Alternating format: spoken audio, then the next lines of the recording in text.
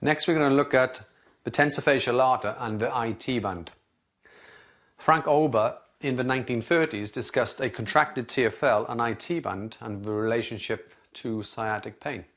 So it makes sense to maybe test it using the Ober's test.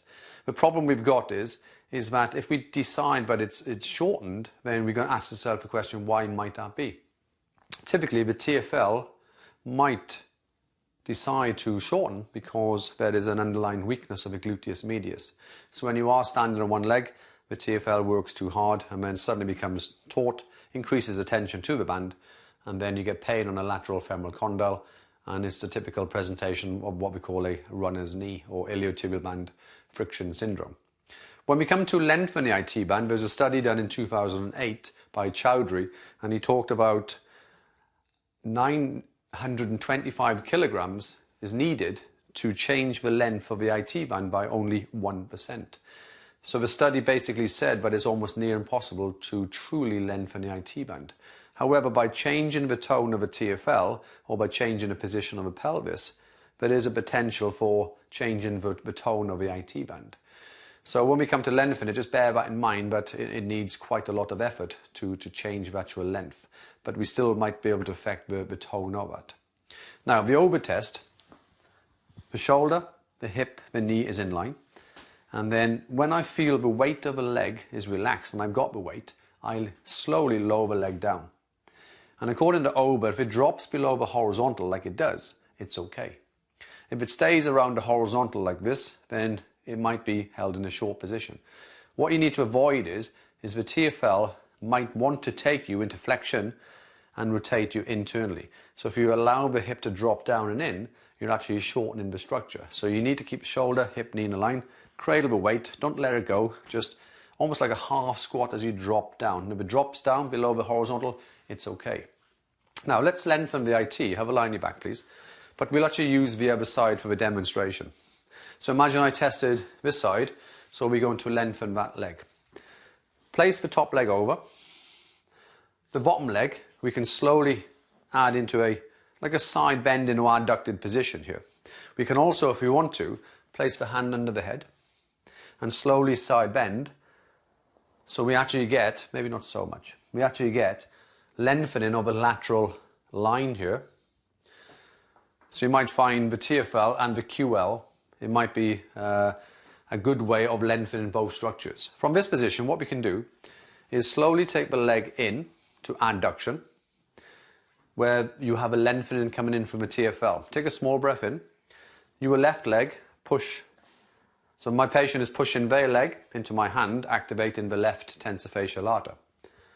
After the 10 seconds, and on the relaxation, take a breath in. And as I breathe out, I can slowly take the leg into further adduction here. This hand stabilizes the opposite leg. You can see that I need to stabilize it, otherwise it will just roll towards me. People also say we might get a feeling of a lengthening on the piriformis from this position. What I do quite often from that position, because I'm pulling and it's quite hard work, I tend to step into the space and place their leg against my hip. So now take a breath in and slowly push your leg into me. So the patient is pushing her leg for 10 seconds. So I'm not holding or pulling now. After 10 seconds, relax. And as I breathe in and breathe out, I literally just slowly drift my hip that way, stabilizing the opposite side to get a good lengthening of the TFL and the IT band. And that for me works better than the first one.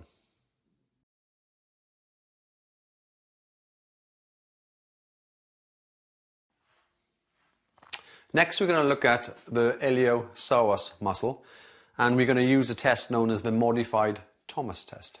What we're going to get the patient to do is sit right on the edge of a couch, and then I'm going to get the patient to slowly lift up your right knee, please. Hold it with both hands, and I will guide them back and place the head onto the pillow. And what we're going to do is we're going to look at the position of the hip and the position of the knee, and the position of the knee to the position of the ankle. But what you need to do is the opposite side, if they are able to, and there's no hip pathology like a labral tear, but if they can slowly pull the leg up as far as they comfortably can, what it does, it flattens the lumbar spine, and then it's a true test. And then if I was to bring the leg back down, you notice that the knee is below the level of the hip, indicating the iliopsoas is probably at normal length, if not elongated. So you might find it's actually maybe relatively lax, the muscle here, and maybe weakened because it's lengthened. When we bring the leg up, it looks like now that the psoas is probably at normal length because the knee now is almost level with the hip. What you do notice is that the knee and the ankle, it is held in extension, so there's a tight rectus femoris. You can also place the foot into your side, stabilize the pelvis, and then from here we can test by taking into abduction. We can test the length of the adductors, and then by stabilizing we can take into adduction, testing the length of the TFL and IT band. You can see that the movement is quite easy coming up. There's a little bind. I can feel there's a resistance going out there. And the same if I brought the leg in this way, there's no real resistance. So to me, the IT and the TFL seems okay. The adductor is borderline. I think there's a little tightness of that. The rec fem is a little bit tight, but psoas is actually, the length is actually okay. So in this case, I have to be a little bit careful about lengthening the psoas because I don't want to make it even longer. So what we're going to do to start with, technique one could be the patient can hold the leg up in this position here. That in itself will activate the psoas muscle. And after 10 seconds, they can use a resistance if you want. We'll come on to that. Take a breath in. And as I breathe out, just let gravity do the work because the leg is surprisingly heavy and gravity will slowly assist in lengthening. And then gently I can apply a downward pressure. Please don't force the psoas lengthening because it's a reactive muscle. I don't think it likes too aggressive lengthening. If they want to, rather than me pushing, I can say to my patient, if she slowly pulls the leg in, she will feel a little bit more. Be careful on pulling. So they will feel a little bit in this area. And if she wants a little bit less, she can actually ease off. Let me repeat again. It is probably more comfortable for the patient to come off the point of bind.